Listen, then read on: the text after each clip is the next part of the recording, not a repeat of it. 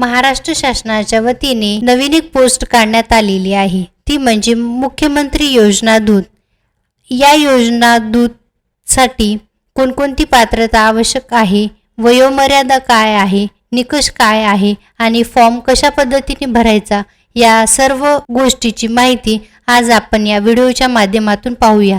तर सर्वप्रथम आपण महाराष्ट्र शासनाने या योजना दूतासंबंधी दिलेला GR म्हणजे निर्णय पाहूया। सर्वप्रथम प्रस्तावनेत दिलेला आहे, महाराष्ट्र शासनाच्या कौशल्य, रोजगार, उद्योजकता व नाविन्यता विभाग आणि मुख्यमंत्री जनकल्याण कक्ष यांच्या मार्फत संयुक्तपणे मुख्यमंत्री युवा प्रशिक्षण योजना राबवण्यास उक्त संदर्भीय दिनांक 9 जुलै 2024 रोजीच्या शासन निर्णयानुसार मान्यता देण्यात आली आहे। सदर शासन निर्णयातील परिच्छेद क्रमांक 6 नुसार शासनाच्या विविध योजनांची प्रचार प्रसिद्धी करणे व त्यांचा जास्तीत जास्त नागरिकांना लाभ मिळवण्यासाठी 50,000 योजना दूत नेमण्यास मान्यता देण्यात आली आहे।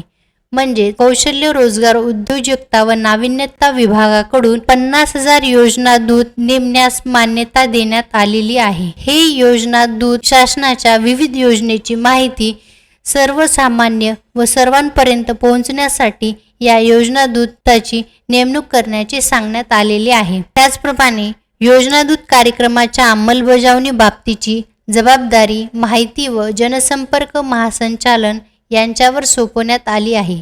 सदर शासन निर्णयात स्पष्ट केल्याप्रमाणे योजना दूतांचे मानधन कौशल्य, रोजगार, उद्योजकता व नाविन्यता विभागाकडून देण्यात येणार आहे।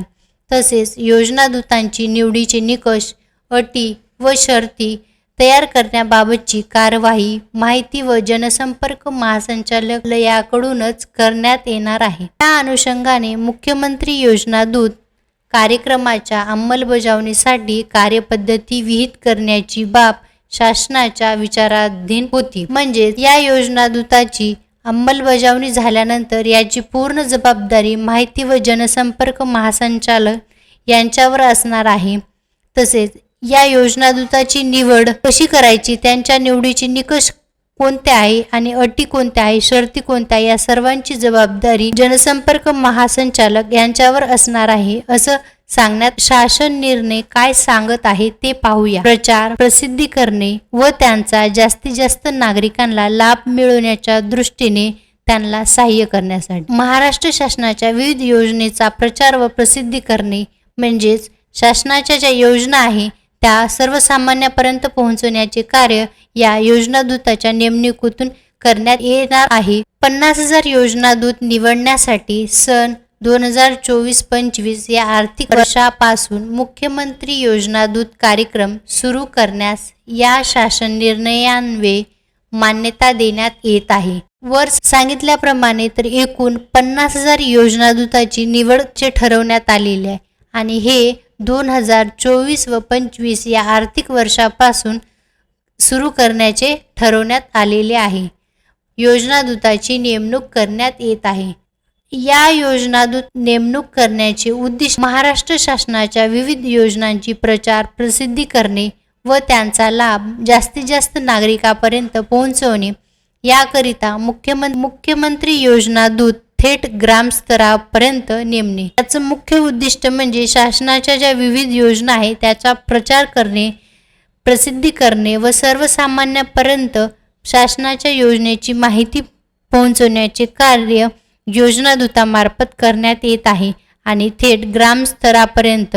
कार्यक्रमाची ठळक रूपरेषा यात काय दिले ते महाराष्ट्र शासनाच्या माहिती व जनसंपर्क महासंचालन व मुख्यमंत्री जनकल्याण कक्ष यांच्या मार्फत संयुक्तपणे मुख्यमंत्री योजना दूत कार्यक्रम राबवला जाणार आहे। राज्यात कार्यरत प्रशासकीय यंत्रणेला मदत करण्याकरिता मुख्यमंत्री योजना दूत नेमले जातील। ग्रामीण भागात प्रत्येक ग्रामपंचायतीसाठी एक व शहरी भागात 5,000 लोकांसाठी एक योजना दूत या प्रमाणात एकूण 50,000 योजना दूतांची निवड करण्यात येईल। तर ग्रामीण भागात प्रत्येक ग्रामपंचायतीसाठी एक योजना दूत तर शहरी भागामध्ये 5,000 लोकसंख्येमागे एक योजना दूत या प्रमाणामध्ये एकूण 50,000 योजना दूताची निवड करण्यात येत आहे असे सांगण्यात आले आहे.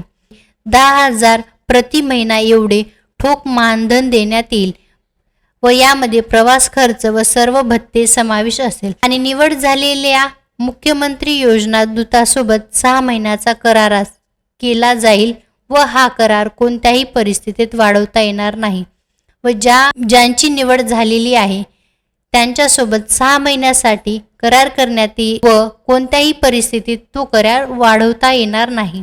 निवडीचे निकष काय म्हणजे पात्रता काय काय लागणार आहे ते पाहूया. तर वयोमर्यादा 18 ते 35 वयोगटातील उमेदवार आणि शैक्षणिक अर्हता कोणत्याही शाखेचा किमान पदवीधर म्हणजे कोणत्याही शाखेचा तुम्ही पदवी घेतली असेल तरीही योजना दूताला तुम्ही अप्लाय करू शकता. त्याचप्रमाणे संगणक ज्ञान आवश्यक आहे. उमेदवाराकडे अद्ययावत मोबाईल असणे आवश्यक आहे. त्याचप्रमाणे तो महाराष्ट्राचा अधिवास असणं आवश्यक आहे. उमेदवाराचे आधार कार्ड असावे व त्याच्या नावाचे बँक खाते आधार संलग्न असावे. आता निवडीचे निकष हे देण्यात आलेले आहेत. योजनादूत निवडीसाठी उमेदवारांनी सादर करायची कागदपत्रे. मुख्यमंत्री योजनादूत कार्यक्रमासाठी फॉर्म ऑनलाईन पद्धतीने भरण्यात येणार आहे आणि मुख्यमंत्री योजनादूत कार्यक्रमासाठी ऑनलाईन पद्धतीने अर्ज करायचा आहे. परंतु या GR मध्ये कशा पद्धतीने व कधी अर्ज करायचा हे सांगण्यात आले नाही. जेव्हा हे कळेल आपल्याला तेव्हा त्याबद्दल सविस्तर माहिती पाहूया. तर यासाठी कोणती कोणती कागदपत्रे लागणार आहे तर सर्वप्रथम आधार कार्ड, पदवी उत्तीर्ण असल्याची पुरावा दाखल कागदपत्रे व प्रमाणपत्रे, अधिवासाचा दाखला, वैयक्तिक बँक खात्याचा तपशील, पासपोर्ट साईज फोटो आणि हमीपत्र, ऑनलाईन अर्जाबाबतच्या नमुन्यामधील म्हणजे हमीपत्र. यानंतर मुख्यमंत्री योजना दूताची नेमणूक प्रक्रिया कशा पद्धतीने होणार आहे त्याबाबत माहिती दिली आहे. उमेदवाराच्या नोंदणीची व प्राप्त अर्जाच्या छाननी प्रक्रिया माहिती व जनसंपर्क महासंचालनालयाद्वारे नियुक्त करण्यात आलेल्या बाह्य संस्थांमार्फत ऑनलाईनरित्या पूर्ण करण्यात येईल. सदरची छाननी उपरोक्त परिच्छेदात नमूद केलेल्या पात्रतेच्या निकषानुसार करण्यात येईल.